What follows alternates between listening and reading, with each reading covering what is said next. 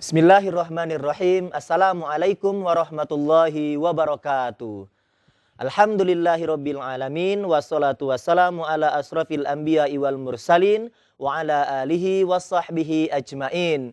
Labbaik Allahumma labbaik labbaik la syarika lak labbaik innal hamda wan ni'mata lak wal mulka la syarika lak. Berjumpa kembali dalam acara Mozaik Haji, satu-satunya program yang menayangkan secara lengkap seputar ibadah haji, baik dari keberangkatan, kedatangan, kepulangan, update cuaca, dan berbagai macam seputar ibadah haji. Pada pagi hari ini kita kedatangan narasumber, sahabat saya Dai Zaki. Assalamualaikum Dai. Waalaikumsalam warahmatullahi wabarakatuh. Sehat ya? Alhamdulillah. Alhamdulillahirabbil alamin. Sehat. Dai, di balik sehatnya Dai, kita ada sesuatu yang mau disampaikan pada pagi hari ini. Siap. Hikmah di balik musibah. Itu. Kadangkala hari ini sehat, besok sakit nih. Hari Benar. ini hidup, besok mati. mati. Nah begitu. Nah hari ini kita membicarakan adalah hikmah di balik musibah. Dan baru-baru lagi terjadi bahwa sampai hari kemarin Dai itu kurang lebih sudah ada 34 jamaah yang wafat di sana. Tetapi info yang secara lengkap dari Kementerian Agama masih terus kita update. Betul. Karena berbagai macam informasi yang masuk ke kita masih menunggu yang pastinya. Ada 34 dan berikut sama-sama kita lihat di layar kaca nama-nama yang sudah syahid tersebut. Yang pertama, Hamid Ajwi Tarji Rofia, sampai nanti ke nama yang ke-34 ada di layar kaca kita. Kabar duka masih menyelimuti umat Islam dunia menyusul terjadinya insiden Mina pada hari Kamis tanggal 24 bulan 9 lalu. Menurut otoritas Arab Saudi sampai Minggu 27 bulan 9 tercatat sekitarnya sedikitnya 769 orang meninggal dan 934 orang dirawat karena menderita luka-luka. Banyak spekulasi yang bermunculan Dai seputar ini. Kayaknya ini salah jamaah. Kayaknya ini salah petugas. Kayaknya ini gara-gara anak raja nih konvoy nih. Kayaknya nih teguran buat pemerintah Saudi. Berbagai spekulasi dan ini berhak orang mengajukan pendapatnya. Ya begitu. Benar. Jadi gini Ustadz. Yang pertama, musibah itu bisa menjadi hikmah buat semua pihak. Pertama tentunya buat jamaah haji sendiri, terutama jamaah haji Indonesia. Iya. Dari mulai kren jatuh, terus hotel kebakaran, bahkan barusan nambah lagi kan. Iya, betul. Saya dengar katanya gara-gara rice cooker meleduk. Iya benar, di hotel. Kan ibu-ibu begitu, Iya, Dai. Dia pikir begini, nanti habis pergi ini tinggalin aja, pas pulang udah matang. Nah, Tahu-tahu itu. dia ke mall belanja, lupa sama pulang.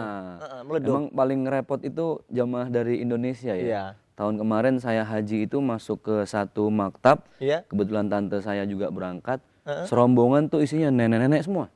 Tahu sendiri kan? Itu ada beras sekarung. bawang cabai. Gitu. Nah jadi memang ini jadi satu hikmah buat semua pihak. Jadi pelajaran dong. Jadi pelajaran berharga banget. Nah, kemudian juga menjadi pelajaran yang tidak kalah penting adalah juga untuk Khadimul Haramain. Pelayan dua tanah suci, yaitu kerajaan Saudi. Betul. Nah, sebuah musibah ketika diberikan oleh Allah Subhanahu wa taala, yang paling enak itu kalau kita mikir jangan salahin orang dulu. Ini jangan-jangan jangan-jangan ada apa ya? Kok gue menjadi bagian dari musibah gitu. Nah, maka dari itu gini, ada yang namanya ujian, ada yang namanya musibah, ada yang namanya azab nih. Betul, betul. Kalau ujian kita pilah-pilah itu, nih ya. Imtihanan lahum.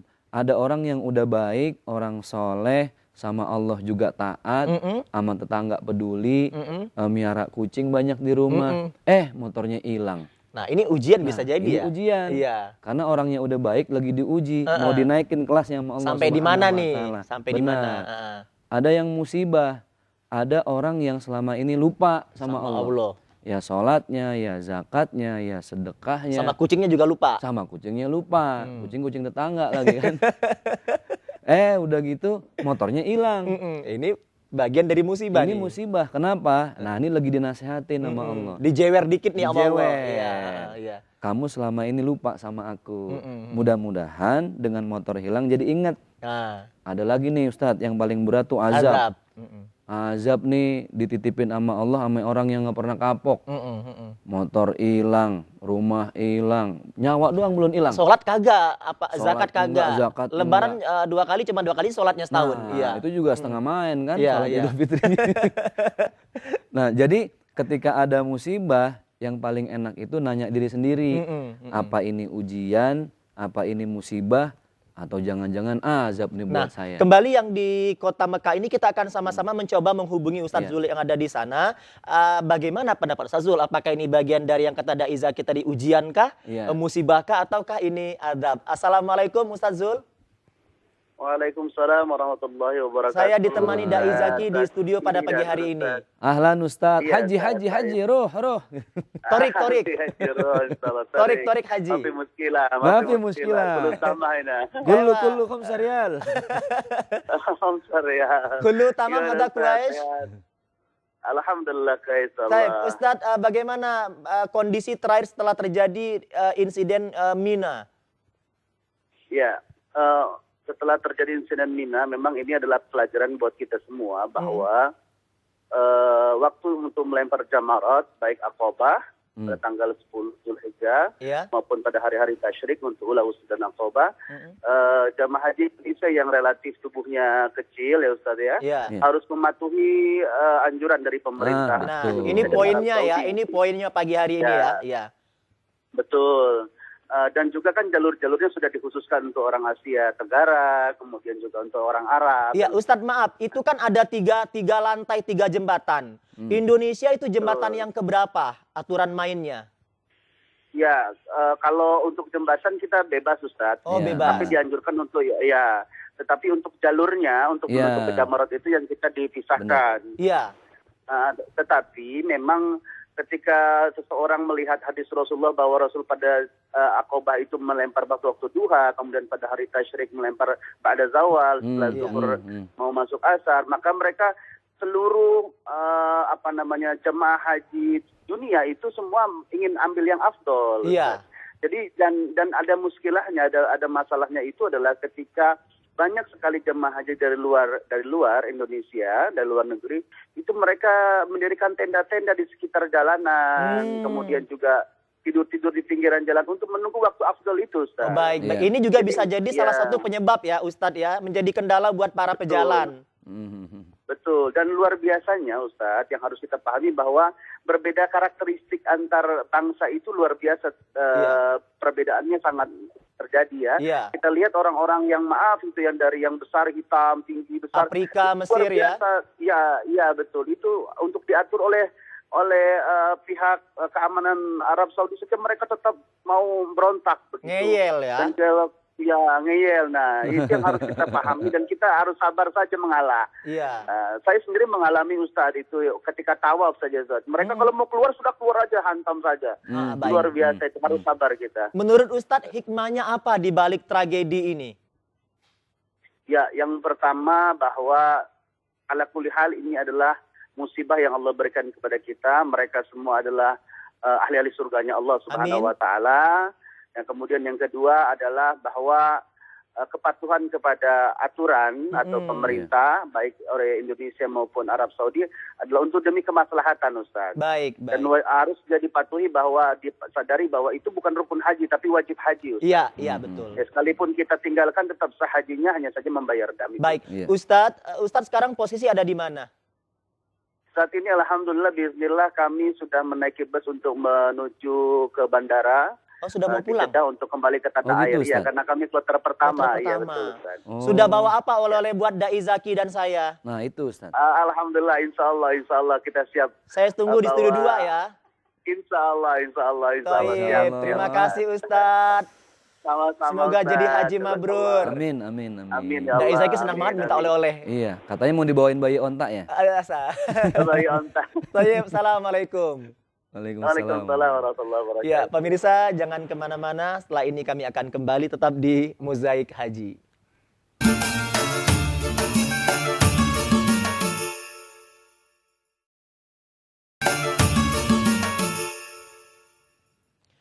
Iya, masih di Mozaik Haji, satu-satunya program yang menayangkan secara lengkap seputar ibadah haji. Kita masih di tema tentang hikmah di balik musibah, tetapi yang perlu kita ketahui ini adalah tragedi terbesar setelah tahun 90. Artinya Iya. setelah 25 tahun ini terbesar dai yang menimpa para jamaah. Karena sebelumnya pada tahun 90 pernah terjadi Mina yang sekarang kita lihat kalau di asrama haji rumah sakit tuh ada di rumah sakit ya para korban nama-namanya. Iya. Kemudian pada tanggal 23 Mei juga ada seperti akan kita lihat di layar kaca bersama-sama tragedi-tragedi yang pernah terjadi di Saudi Arabia. Di tanggal 15 April salah satunya tahun 97 peristiwa terjadi kebakaran tenda jamaah di Mina. Kemudian 9 April 98 peristiwa terjadi insiden jembatan Jamarot untuk melempar jumroh. Korban 118 jamaah haji yang wafat. Pada tanggal 1 Februari 2004 terjadi desak-desakan saat melempar jumroh di Mina, korban 251 jamaah. Tanggal 12 Januari 2006 jamaah haji berdesakan di jembatan Jamarot, korban 346 jamaah haji wafat. Dan yang terakhir kemarin tanggal 24 September ini kurang lebih 700 lebih dai yang wafat di sana. Ini dai kan tadi Ustaz Zul mengatakan ini bukan rukun haji. Ini wajib dari haji yang sebenarnya tanpa ini pun tetap sah. Tetapi mereka ngeyel yang kata Ustaz Zul tadi. Yang disampaikan Ustaz Zul tuh betul. Jadi setiap tahun pemerintah Saudi itu dia menetapkan slot time atau part time atau pergantian waktu di mana masing-masing negara sudah diberikan waktu yang ditentukan. Nah, tahun ini yang saya dengar dari beberapa informasi di tanggal 10 Zulhijjah ketika mau Jumroh Aqobah itu jamaah dari Mesir dan Afrika, negara Afrika lain ditempatkan oleh kerajaan Saudi itu dari mulai jam 7 sampai waktu zuhur. Nah, kenapa ada orang Indonesia di situ? Tadi pertanyaannya tadi Kak Azul tadi. Mungkinkah waktu dia di briefing oleh Amirul Hajj atau Mutawibnya nggak datang? Iya. Bisa jadi. Karena mengejar keutamaan. Padahal kalau secara perluasan, kemudian pelebaran dan perbaikan, Jamarot itu 3 lantai dengan eskalator sudah sangat nyaman. Iya, artinya pemerintah Saudi otoritasnya sudah memberikan yang terbaik secara matematiknya. Nah, tapi ada satu hal yaitu akses menuju ke sana. Jadi kalau kita perhatikan dari jalan 204 sampai 207 itu kan ada beberapa persimpangan. Nah, orang Indonesia tahun ini harusnya dari mulai habis asar sampai maghrib. Pertimbangannya apa? Saya baca di salah satu situs punya Saudi. Karena orang Mesir itu kan berbadan besar, fisiknya kuat. Orang-orang Afrika, Nigeria, makanya dia taruh dari jam 7 sampai jam 12. Karena pasti kuat. Nah, orang Indonesia saat itu kan yang saya baca cuaca itu lagi 46 derajat Celcius. Jadi lagi benar-benar panas. Sampai 50 loh. Nah, adapun berita simpang siur katanya ada rombongan Iran yang tiba-tiba masuk dari pintu keluar, kemudian ada keluarga Raja Salman yang lewat. Kita jangan fokus di situ lagi. Tapi sekarang bagaimana kita memberi sebuah ketenangan kepada seluruh keluarga korban. Saya teringat nih Ustaz Faiz, waktu dulu kita karantina, itu ada satu ayat yang kita pelajarin bareng di dalam surat Al-Baqarah. A'udzubillahi minasyaitonirrajim walanabluwannakum bisyai'in. Kata Allah, wahai manusia, kami pasti akan menguji kamu. Siapapun yang namanya manusia pasti akan diuji. Apalagi orang beriman. Betul. Tapi kalimat berikutnya adalah bisyai'in. Bisyai'in itu artinya sedikit. Nah, kalau kita bayangkan, kok bisa ya Allah menyatakan bahwa musibah yang sudah kita terima itu sedikit. Padahal tsunami, tanah longsor, gempa bumi. Artinya nikmat tuh jauh lebih banyak daripada musibah yang Allah berikan. Allah mengajarkan kalau lagi ada musibah, jangan fokus pada musibahnya aja. Tapi ingat nikmat yang banyak udah lihatlah nikmat dari semenjak lahir sampai detik ini Allah sedikit pun tidak mencabut nikmatnya. Baik orang Mesir, saya orang Indonesia ya. Kita sudah tersambung dengan telepon yang di rumah. Halo, assalamualaikum. Di Madinah ya? Di Madinah. Oh, di Madinah. Iya, subhanallah. Halo, assalamualaikum. Waalaikumsalam. Dengan Bapak Najib di Madinah. Iya, iya. Bapak Najib ketika terjadi insiden Mina, Bapak Najib lagi di mana posisinya? Posisi kita pada saat itu pas di depannya mereka. Jadi alhamdulillah rombongan kita nggak kena musibah itu. Tapi menyaksikan apakah melewati orang-orang yang konon kabarnya diinjak-injak, melewati atau hanya mendengar? Nah, alhamdulillah kita udah agak jaraknya agak jauh kan. Pada saat itu manusia ada ribuan ya. Kita juga nggak mungkin ke belakang lagi. Nah, kondisi mereka yang habis kita melempar jumroh, kita arah ke depan gitu. Tidak melalui arah yang balik arah. Iya. Nah, teman-teman yang para musibah itu, mereka melawan arah yang setelah melempar jumroh balik lagi arah yang semula. Setelah terjadi iya. dengan yang rombongan yang baru datang dari Eropa gitu ya. Gimana, ada Izaki? Ada yang mau ditanya? Ini di sana jam 1 ya? Ini belum istirahat Pak Haji? Ya, alhamdulillah Pak, ini Sajaki jam 1 di sini. Alhamdulillah. Bareng keluarga apa sendiri Pak Haji? Alhamdulillah. Ya alhamdulillah untuk sementara sendiri dulu Pak ini Pak Sendiri. Sajaki. Insya Allah. Ya kita berdoa mudah-mudahan keluarga korban selalu diberi kekuatan oleh Allah Subhanahu wa taala untuk tetap bersabar ya. Amin. Dan Pak Najib jaga kesehatan ya. Masih panjang kayaknya di sana waktunya ya. Insyaallah. Ya, terima kasih. Assalamualaikum warahmatullahi wabarakatuh. Satu lagi Ustadz Faiz, Iya. cuma jaga kesehatan pesannya harusnya. Apa? Sekalian jaga real. Ya, kalau udah lontar Jumratul Ula, Aqabah Wusta, lontarnya ke mall-mall gitu sisanya. Idkhulus surur fi qalbil mu'minin ibadah ya. Berarti zakat mall itu namanya. Ya? Benar. Dan saya penasaran bagaimana kondisi cuaca di sana, karena kondisi terakhir waktu wukuf itu kan sampai mau menuju ke 50. Apakah hari ini setelah wukuf, setelah lontar jumroh, bagaimana kondisi cuacanya? Sudah berapa ya di Mekah maupun di Madinah Al-Munawwaroh ya? Iya, baik. Kalau di kota Mekah Al-Mukarramah, perakiraan Selasa 29 bulan 9, cuaca sebagian cerah dengan kondisi 28 sampai 42 derajat Celcius. Ini kondisi jamaah lagi tawaf da'iyah. Iya. Subhanallah, ramai dan padat sekali, bersinar sekali Baitullah ini. Ini Madinah Al-Munawwaroh, kondisi cuaca perakiraan Selasa 29 bulan 9, cuaca cerah alhamdulillah dengan kondisi suhu 28 sampai 42 derajat Celcius. Pantas dikatakan Madinah Al-Munawwaroh ya. Begitu bersinar dan bercahaya. Bukan hanya dari lampu, tapi hati-hati orang Madinah yang bercahaya. Benar, memang secara karakteristik masyarakatnya pun beda ya. Banget antara Mekah Semua Madinah jamaah ya. yang sudah pernah haji atau umroh Bisa biasanya ngebedain. lebih merasa betah kalau ada di kota Madinah. Iya. Terus Ustadz Faiz berkaitan dengan yang tadi kita bahas tadi sedikit ya. Artinya gini, dalam ibadah haji itu kita harus cerdas. Jangan sekedar bagaimana kita beribadah yang menurut kita sempurna. Contoh tadi mengejar keutamaan waktu duha sampai zuhur. Itu ke asar, tadi jumroh. iya.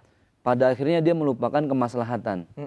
Keutamaannya dikejar, tapi kemaslahatannya dilupakan. Iya. Padahal baginda Rasul pernah ngajarin sama kita, kalau kita mengejar keutamaan tapi justru menghilangkan kemaslahatan, akan hilanglah keutamaannya. Kan jadi nggak dapat apa-apa kalau kayak gitu. Betul.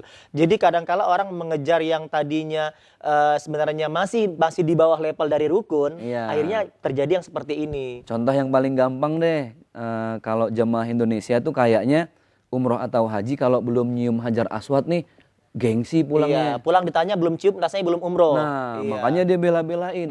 Dulu pernah tuh saya bawa nenek-nenek, ya kan? Wah, Pak Ustadz, udah saya sendiri aja. Oh silakan Ibu. Wah selesai, dia bahagia dong. Kenapa nih? Assalamualaikum Ustadz Jaki. Alhamdulillah. Alhamdulillah, saya tadi ada yang bantuin orang nggak kenal tiba-tiba diangkat. Malaikat nih, jangan-jangan malaikat nih. Ya. Nggak taunya dia datang ya. Dia datang, Pak Ustadz belum bayar tadi. Gitu. Ternyata kena calo juga di Kena sana. calo juga. Jadi itu malaikat lain kayaknya. Iya, malaikat berwujud orang kita juga yang jadi calo di itu sana. tadi. Bayangin orang kalau nyium Hajar Aswad kan mau nggak mau dia nyikut kanan, nyikut kiri. Padahal Umar bin Khattab pun mengatakan la yadur wa la yanfa. Kalau nggak Nabi cium, aku nggak cium juga. Makanya simbolnya juga dari jauh juga bisa ya. Iya, betul. Subhanallah. Tapi dai nggak cium nenek-nenek tuh. Ya, itu beda perkara ya. Beda perkara, subhanallah. Kita akan kembali menyampaikan tema ini pada pemirsa, tapi setelah yang satu ini tetap di Mozaik Haji.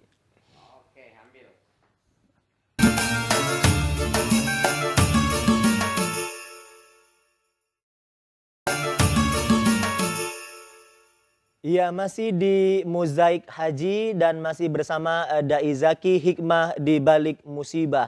Lalu Dai, bagaimana cara kita memandang ini, andai kata itu keluarga kita, andai kata itu teman kita, andai kata yang meninggal itu guru kita, apa yang mesti kita pahamkan di pikiran kita? Ya jelas, kembali kepada apa yang sudah disampaikan Allah Subhanahu wa taala.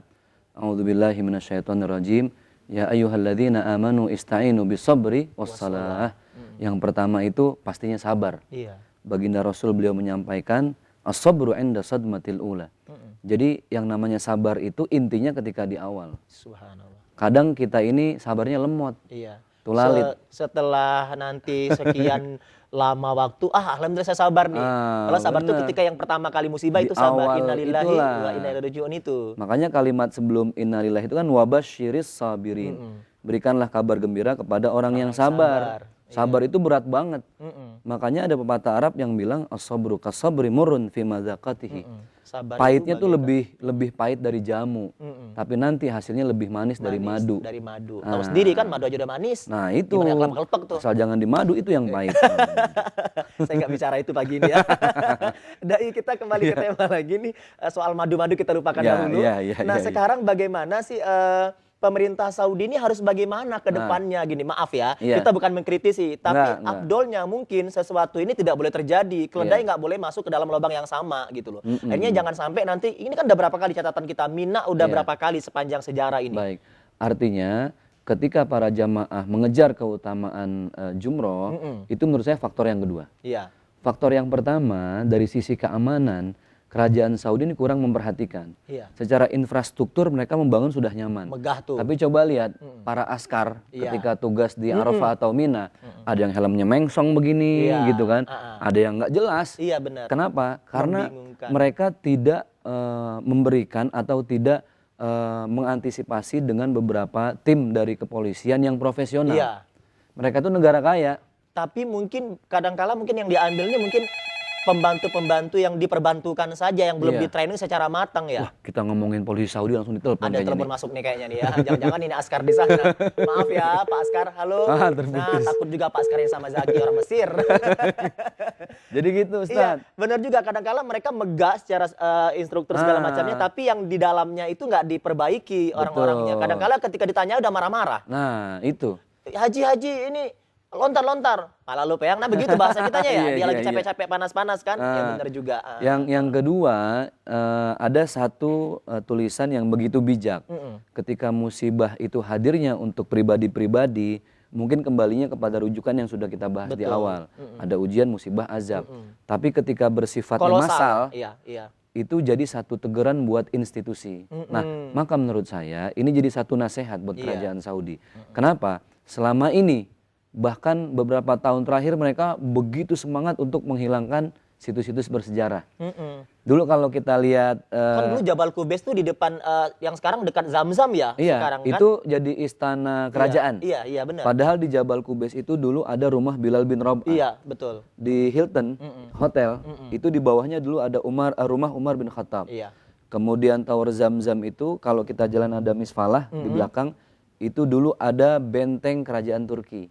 Sekarang jadi tempat pusat perbelanjaan dan hotel. Iya. Tahun 90 seorang ulama dari Mesir, Syekh Mutawalli Asy-Sya'rawi, dia pernah mengusulkan kepada Raja Saudi, kalau kota Mekah ingin dibangun, maka radiusnya itu minimal 2 km dari masjid. Jangan menghilangkan sejarah-sejarah yang itu bisa menambah kecintaan kita kepada agama ini. Ya ini sih bukan kita mengkritisi, tapi kan kulil haqqa walau kana murran. Iya. Jadi ya seperti itulah. Ini mah urun rembuk namanya. Kan sebuah bangsa, sebuah peradaban, sebuah negara akan menjadi mulia seberapa besar mereka menghormati dan menghargai sejarah dengan nilai dan situs-situsnya. Setuju sekali. Bahkan konon kabarnya tempat kelahiran Rasul pun akan dihilangkan. Bahkan raudhah pun, kuburan pun akan dipindahkan. Ini kan bisa jadi ini teguran. Kalau ini aja udah lu hilangin dikit, bagaimana yang tadi? Tahun 98, Ustaz Faiz, saya pertama kali pergi haji reguler. Itu sumur Zamzam, kita masih bisa ngelihat langsung.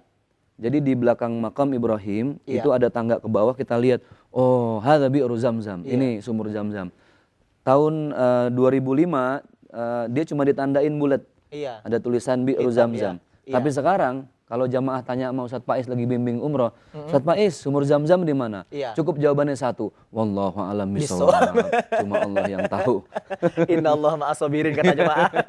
Dan kita akan bacakan sama-sama hadis dari Abu Daud yang ini menjadi penenang hati kita, kebahagiaan bagi kita untuk tragedi yang terjadi di Mina atau insiden yang terjadi di Mina, bahwa engkau tidak akan merasakan manisnya iman sampai kamu mengetahui, mengerti bahwa apa yang ditakdirkan menimpamu tidak akan luput darimu, dan apa yang ditakdirkan luput darimu tidak akan menimpamu. Hadis riwayat Abu Daud. Bahkan Rasulullah mengatakan bahwa ketika musibah yang menimpa seorang, walaupun dia hanya tertusuk duri sekalipun, kalau dia sabar itu akan menghilangkan dosanya. Iya. Ini kan peran iman. Iya. Bahkan orang yang sudah merasakan manisnya iman, musibah bisa jadi hadiah. Iya. Itu kan berat banget tuh ketika musibah jadi hadiah. Bagaimana caranya ya memandset itu ya? Nah, karena gini, kadang kita ini kalau berdoa atau berharap sama Allah, kan kita minta yang terbaik menurut kita nih.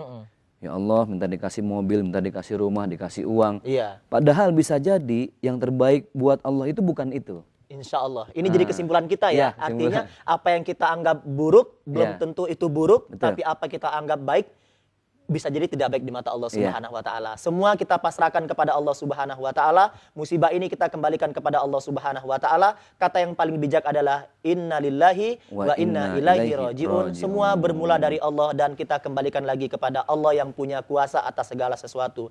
Terima kasih telah menyaksikan acara Mozaik Haji bersama Dai Zaki. Besok kita akan kembali lagi. Sabar, sabar, sabar dan sabar. Labbaik Allahumma labbaik. Labbaik la syarika lak labbaik innal hamda wan ni'mata lak wal mulka la syarika lak. Minta maaf. Assalamualaikum warahmatullahi wabarakatuh. Waalaikumsalam warahmatullahi wabarakatuh.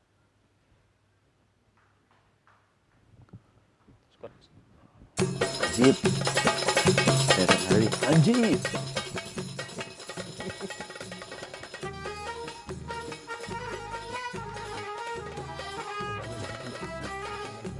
Udah jam segini. Udah masuk. Bos.